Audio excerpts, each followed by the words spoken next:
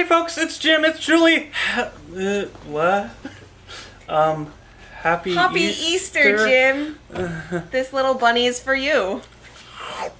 Because, you know, every bunny loves Easter. I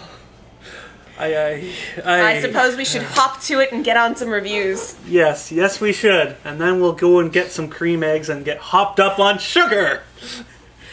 Alright. Welcome to episode 238, by the way. First up for me this week is a book called Time Warp. This is a one-shot, and it's a collection of 9 shorts from 9 different creative teams. And it studies a lot of different aspects about time and the aftermath of changing time. So there's, in the first little story drawn by Jeff Lemire, we see the effects of what happens when one goes back to prehistoric days. Yep, and that one was also written by Damon Lindelof of Lost and quite a few good movies as well. Mm-hmm. So this was a really interesting book. It was very eccentric as well. Extremely. There were 9 different stories, so you get 9 different styles of art as well. And all the styles worked beautifully with the story, I thought. I liked the book. It was a good book, a good read, and I think that you guys should give it a chance. Alright, on the polar opposite of that, we have Honey Badger versus the world. And in this one, all Honey Badger wants is to eat. But to do that, he must destroy everyone and everything in a way only the Honey Badger can. You know, without giving a fudge. Exactly. Yeah, because he's the Honey Badger. Because Honey Badger don't even care. Yeah, Honey Badgers, they're wacky. Alright, so this is all over the place, to say the least. But it's still actually pretty damn funny. The artwork by Jay Oden is really hyperkinetic and fast and fun, and it works really well with what they're trying to do with the story, which is very minimalistic, to say the least. But there are a few good laughs to be had, and that's pretty much all that really counts in a book like this. Exactly. So, if you like honey badgers and just want to see them kick the butt of everything, including ninjas, dinosaurs, and atomic bombs... And pirates. Pirates! Good. So in the battle of who will win, ninjas versus pirates, the answer is Honey Badger. Alright. Yep. Alright, so if you want to have a good laugh, do check this one out. It's a lot of fun. Alright, folks, next up for me is Batman Incorporated number 9. This is the Incorporated's take on Requiem. AKA the aftermath of the death of Damian Wayne. And after Damian's death, we find the Bat family's just not quite the same. All of the members are grieving. Well, one of them's dead. So exactly. What do you expect? Everybody's grieving, but we've got one who saves the day, one who is no longer accepted, one who's on vacation. And one who goes moo. I was getting there. Aw, sorry I spoiled it. You did. Yeah. A little bit. So there's a wonderful cameo from the Bat Cow in this book. And it's really good. Like, the story is there. Grant Morrison has a good story happening in Batman Incorporated. Well, considering how bad the last one was, this is a really big step up, so that's a good thing. Exactly. I'm just really not very fond of the art style, but yeah. I know somebody who also read it, and they are fond of the art style. So if you're a fan of Jeff Lemire and Ben Templesmith, you may really enjoy the art in this book. So, Batman Incorporated number 9, check it out. Because it's got Batcow. Yes. Alright, next up we have BRPD Vampire number 1. Of 5. Yep. And in this one, we follow a doomed agent's quest for revenge against basically a band of vampires and the Queen Hecate.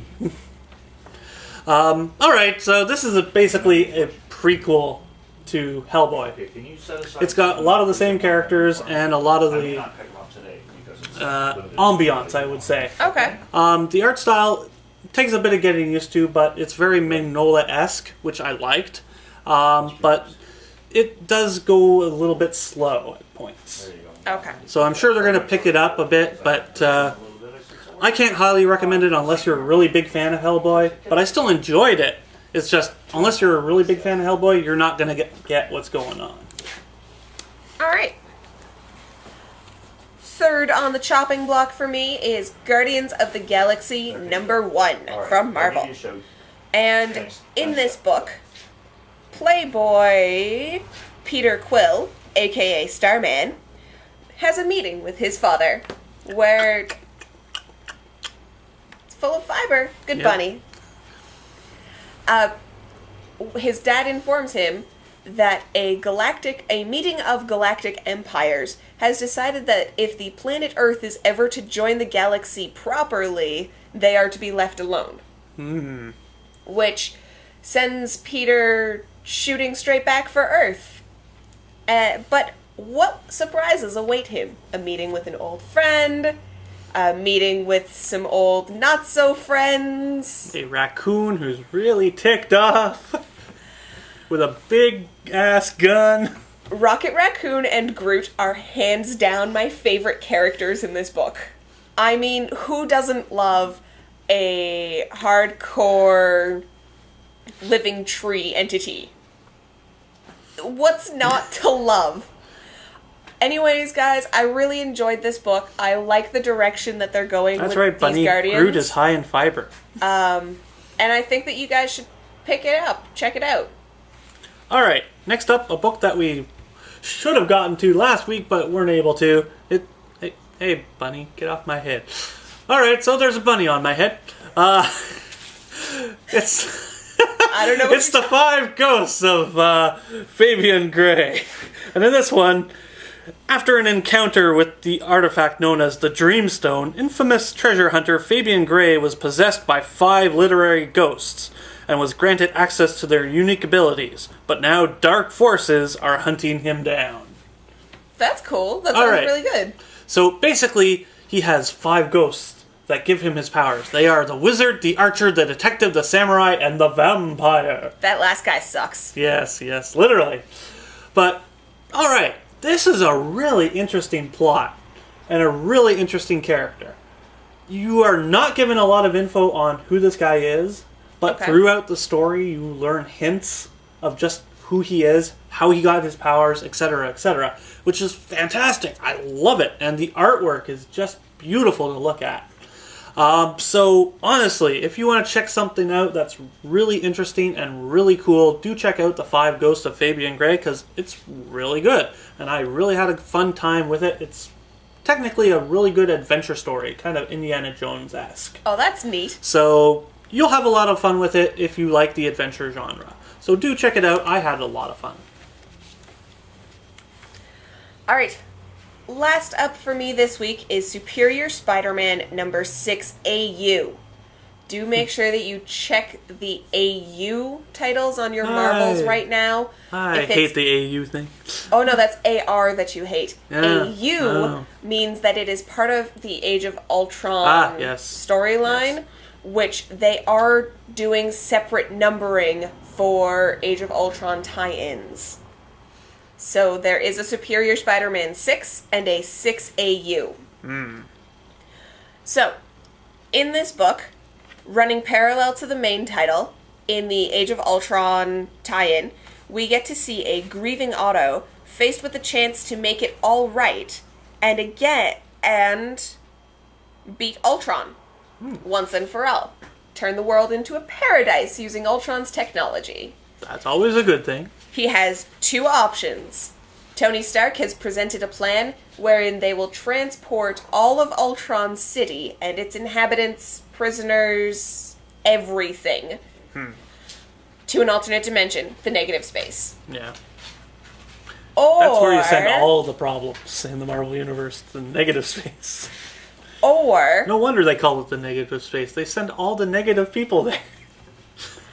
Or Otto thinks that he can take on Ultron and defeat him all by his onesie. Oh, cocky bastard. This was a really good read. I'm not gonna lie, I'm enjoying Superior Spider-Man, and I like this tie-in to the Age of Ultron universe. It gives us a good look at how Otto deals with things and faces problems when he's forced into being on a team. I think you guys will really enjoy this, and if you haven't been following Age of Ultron, you should be, because it's good.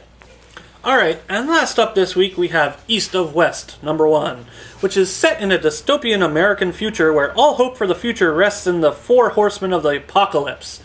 Wait, hope lies with the horsemen? Yeah. Okay. But they just happen to be trying to kill the President of the United States. Of course. Of course! Who doesn't want to kill... anyway. I'd rather just burn the damn place. Anyway. Carrying on. Alright, so... the 4 horsemen have awakened. But Death is missing.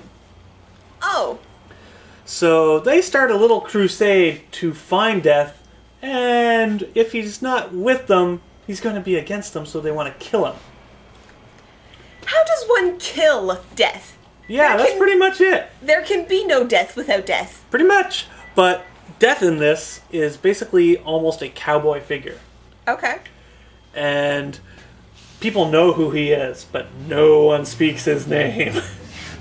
For very good reason. So Voldemort is Death? Pretty much, yeah. Okay. Alright, so this book is absolutely gorgeous to look at. It is I agree. just simply wonderful to look at, and it is a really fun read as well. It's probably one of the most original stories I've seen in quite a while, and that's really a good thing. So if you want to try something that's really different and really a lot of fun, check this one out. I really enjoyed it. Alright, so that brings us to the end of another exciting episode. We will see you next week. Get 'em, bunny!